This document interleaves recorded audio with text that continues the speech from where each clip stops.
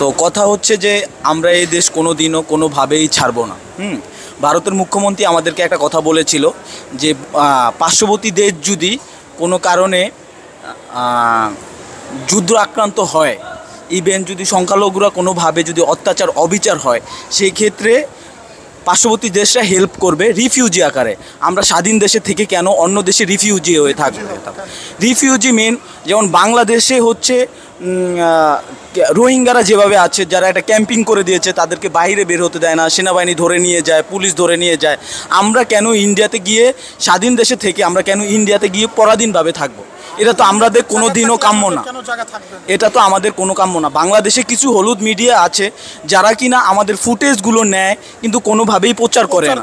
হ্যাঁ, তো সেই সমস্ত মিডিয়াগুলোকে আঙ্গুল তুলে বলতে চাই যে আপনারা কোনোভাবে কোনো প্রকার আমাদের মন্দিরে প্রবেশ করবেন না। যদি প্রবেশ করেন তাহলে আপনারা আমাদের মন্দিরের কোনো ফুটেজ আপনারা পোস্ট করবেন না, মন্দিরের আনন্দটা পোস্ট করবেন। কিন্তু সারা বাংলাদেশের হিন্দুরা যে এত কষ্ট করে আছে কিন্তু সেইগুলো কেন প্রচার করেন না? আপনারা বলতেছেন যে বাংলাদেশের হিন্দুরা সর্বক্ষণ যে শান্তিতে আছে, কোথায় থেকে শান্তিতে আছে? আপনারা কি মানে শান্তিটা প্রকাশ করেন? বিয়ে বাড়িতে গিয়ে যদি বিয়ে প্রকাশ করে যদি আরেক পাশে যদি একটা মৃত বাড়ির প্রকাশ না করেন তাহলে তো সেটা হবে না, কোনো দিনও হবে না। চারদিকটা প্রকাশ করতে হবে। আমি ছাত্র আন্দোলনে ছিলাম, আমার কলেজ থেকে চাপ ছিল ছাত্র আন্দোলনে। আমি একজন সনাতনী হয়েও কিন্তু আমি সরকারের পতন ঘটাইছি। সেই ক্ষেত্রে বর্তমানের স্টুডেন্টরা কেন আমাদের পাশে নেই? তারা কোথায় লুকিয়ে আছে?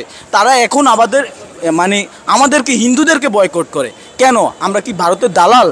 আমরা কি ভারতের দালালি করি? আমরা যদি ভারতের দালালি করতাম তাহলে কি আমরা এই দেশে থাকতাম? আমরা তো এই দেশে কোনোভাবেই থাকতাম না। তো সর্বপরিশেষে একটাই কথা বলতে চাই যে বাংলাদেশের হিন্দু যুদ্ধের পরে যদি গিয়ে 24 সালে কোনোভাবে একটা হিন্দুও বহির্বিশ্বে কোনো দেশে চলে যাবে না। এটা সবাইকে হুঁশিয়ারি করে বলতে চাই যে আমরা কোনোভাবে বাংলাদেশ ত্যাগ করব না, নাই না। প্রত্যেকটা হিন্দুকে রাস্তায় আসতে হবে, আমাদের আদ-দাফি মানতে হবে এবং ইভেন আমাদের আদ-দাফির জন্য কঠোর লড়াই চালিয়ে যেতে হবে। ধন্যবাদ।